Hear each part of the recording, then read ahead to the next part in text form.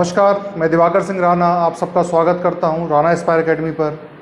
तो जैसा कि हमने पिछले वीडियो में देखा था मौलिक अधिकार अनुच्छेद 21, तो अनुच्छेद 21 में बात की गई थी प्राण एवं दैहिक स्वतंत्रता के अधिकार की।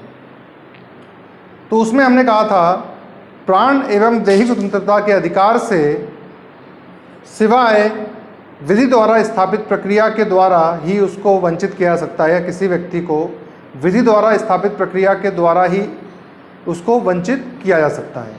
तो यहाँ पर आज हम देखेंगे विधि द्वारा स्थापित प्रक्रिया क्या है। ठीक है, तो शुरू करते हैं। विधि द्वारा स्थापित प्रक्रिया अर्थात प्रोसीजर एस्टेब्लिश्ड बाय लॉ।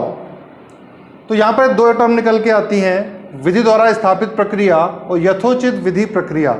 सुनने में तो एक जैसे ही लगते हैं, लेकिन इनका थोड़ा सा इनमें डिफरेंस है। तो पहले हम देख लेते हैं विधि द्वारा स्थापित प्रक्रिया क्या है। तो जैसा कि हम सब जानते हैं हमारे देश में विधानसभाएं हैं, विधानसभाएं कई सारी, लोकसभाएं हैं। तो लोकसभा कार्य क्या है? विधि निर्माण करना। अब लोकसभा में या संसद द्वारा जब भी कोई बिल पास किया जाता है या कोई कानून बनाया जाता है तो उसकी एक प्रक्रिया का वर्णन किया गया है। इसकी फिक्स प्रक्रिया है कि कोई भी बिल या प्रस्ताव पहले लोकसभा में पहुंचेगा, वहां से विशेष या जो भी बहुमत है साधारण बहुमत द्वारा पास होगा, उसके बाद राज्यसभा में पहुंचेगा, राज्यसभा में पास होने के बाद राष्ट्रपति के हस्ताक्षर होंगे उसमें, उसके बाद वो कानून बन जाता है। तो ये जो प्रक्रिया है लोकसभा से लेकर राष्ट्रपति तक की, कहाँ पर विशेष बहुमत है, ठीक है, कहाँ पर साधारण बहुमत है, तो ये प्रक्रिया जो है यही क्या है? विधि द्वारा स्थापित प्रक्रिया। इस प्रक्रिया के माध्यम से जो भी बिल पास होता है वो एक कानून का रूप धारण कर लेता है। तो इस तरह से जो भी कानून बनाया जाएगा उस कानून के द्वारा किसी व्यक्ति को प्राण एवं दैहिक स्वतंत्रता से वंचित किया जा सकता है, अन्यथा नहीं। अगर सरकार द्वारा कोई भी ऐसा नियम बना दिया जाए कि इसके द्वारा प्राण एवं दैहिक स्वतंत्रता का अल्पीकरण किया जाएगा या इसका हनन किया जा सकता है, तो वो चीज़ मान्य नहीं होगी जब तक कि वो विधि द्वारा स्थापित प्रक्रिया के द्वारा ना बनाया गया हो। ठीक है, अब विधि द्वारा स्थापित प्रक्रिया में क्या है, ये हमने ब्रिटेन से अपनाया है।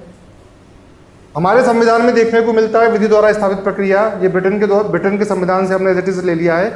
इसमें और यथोचित विधि प्रक्रिया में या ड्यू प्रोसेस ऑफ लॉ में डिफरेंस ये है कि due process of law America के संविधान में देखने को मिलता है या अमेरिका में देखने को मिलता है, लेकिन हमारे यहाँ विधि द्वारा स्थापित प्रक्रिया देखने को मिलती है। इन दोनों में अंतर थोड़ा समझ लेते हैं। जो विधि द्वारा स्थापित प्रक्रिया है, इस माध्यम से जो भी कानून बनाया जाएगा उसका न्यायपालिका सिर्फ रिव्यू कर सकती है, लेकिन उसमें कोई भी सुधार, संशोधन या उसको निरस्त नहीं कर सकती है।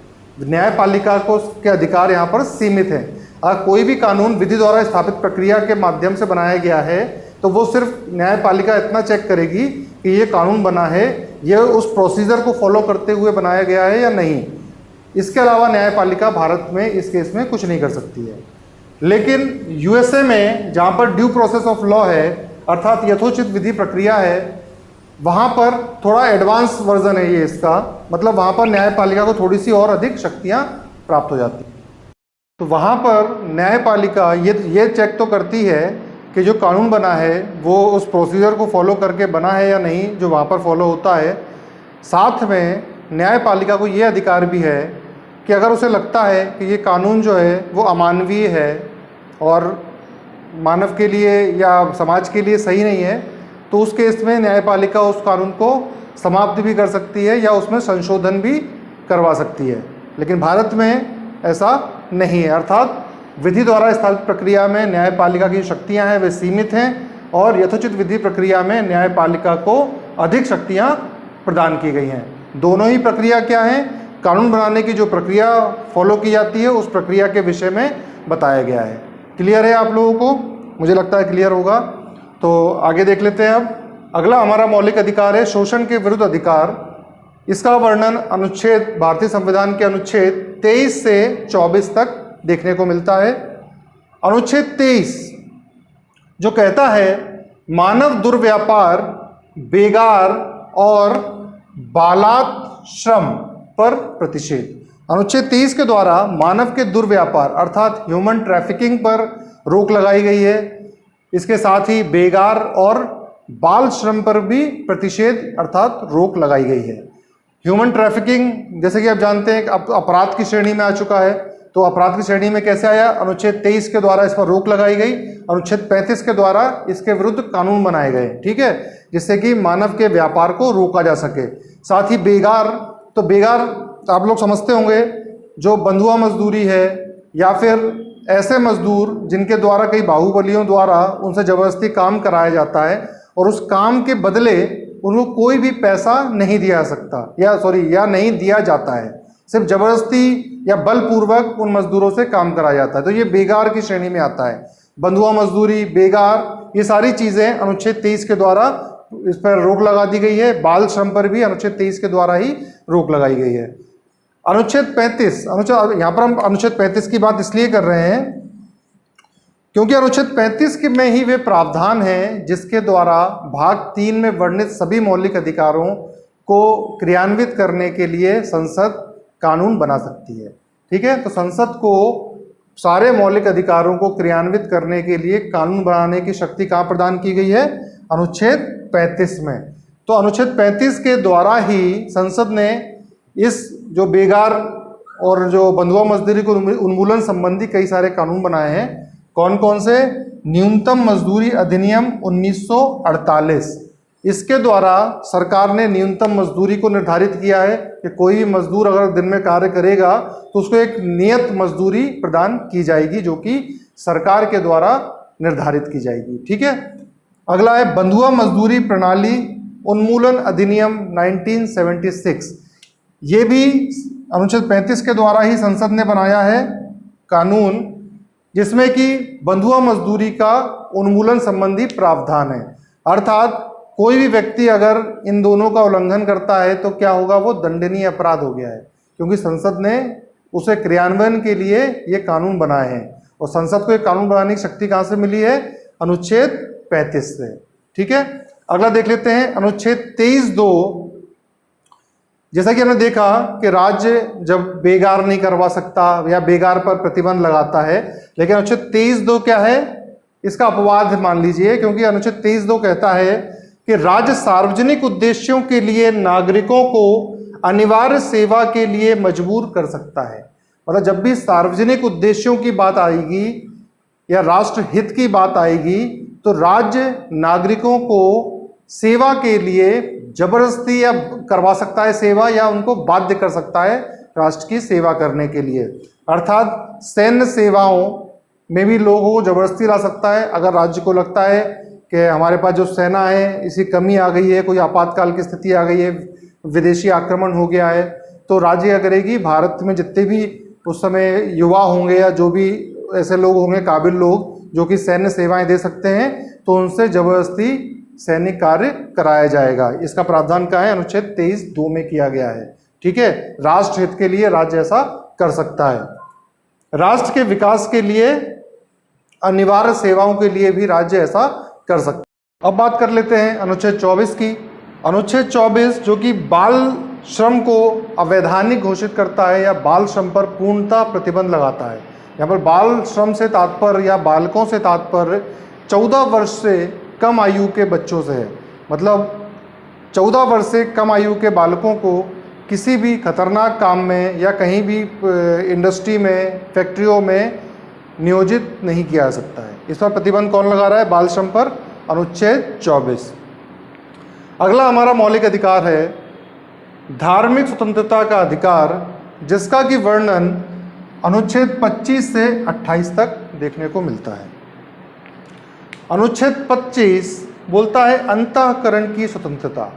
मतलब अनुच्छेद 25 के द्वारा भारत के प्रत्येक नागरिक को किसी भी धर्म को अपनाने की स्वतंत्रता और उसके अनुसार आचरण करने की स्वतंत्रता प्रदान की गई है। इससे पहले थोड़ा बात कर लेते हैं, जैसे हमारा देश जो है वो क्या है? एक धर्मनिरपेक्ष राष्ट्र है।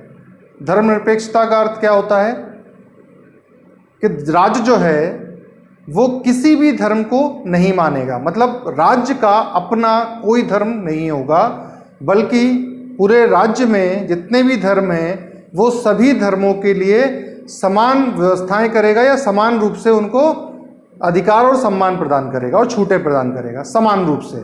मतलब राज्य का कोई धर्म नहीं है, लेकिन राज्य में कोई भी नागरिक किसी भी धर्म को मान सकता है, अपना सकता है, अपने धर्म के अनुसार आचरण कर सकता है। ठीक है, तो 25 क्या बोलता है? अंतःकरण की स्वतंत्रता, मतलब किसी धर्म को अपनाने, मानने और उसके अनुसार आचरण करने की स्वतंत्रता दी गई है।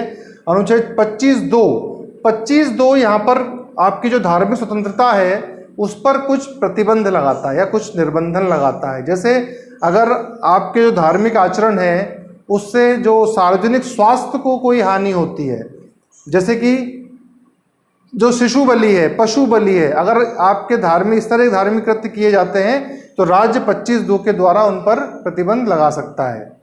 ठीक है, अनुच्छेद 25(2) के तहत ही राज्य जो है वो समाज कल्याण, समाज सुधार के आधार पर भी कुछ प्रतिबंध लगा सकता है। जो आपकी धार्मिक स्वतंत्रता है ये कभी भी राज्य के रास्ते में नहीं आएगी। अगर आप सामाजिक सुधार का जब भी मामला आएगा और समाज कल्याण का मामला आएगा तो वहाँ पर आपकी धार्मिक स्वतंत्रता का थोड़ा सा हनन कर सकती है सरकार। जैसे कि सती प्रथा का अगर दमन करना है, देवदासी प्रथा का दमन करना है या बाल विवाह का दमन करना है तो उस केस में राज्य ऐसा कर सकती है, धार्मिक स्वतंत्रताओं को थोड़ा सा उसमें हनन कर सकती है। कैसे? अनुच्छेद 25(2) में ये सारे प्रावधान दिए गए हैं। अगला है अनुच्छेद 26 जो कि धार्मिक कार्यों के प्रबंधन की स्वतंत्रता देता है। इसके तहत धर्म के लिए संस्थानों की स्थापना और पोषण करने का अधिकार, मतलब कोई विशेष धर्म का व्यक्ति अपने धर्म के लिए संस्थानों अर्थात इंस्टीट्यूशन का स्थापना कर सकता है और उनका पोषण भी कर सकता है।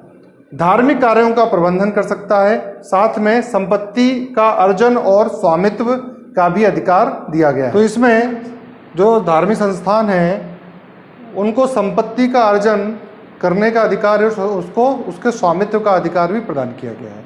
अनुच्छेद 27 किसी विशिष्ट धर्म की अभिवृद्धि के लिए करों का संदाय अर्थात पेमेंट के बारे में स्वतंत्रता, अर्थात कोई व्यक्ति जो किसी विशिष्ट धर्म की अभिवृद्धि के लिए अपनी आय को उस धर्म के लिए दान कर देता है तो ऐसे व्यक्ति के ऊपर राज्य द्वारा कर नहीं लगाया जा सकता।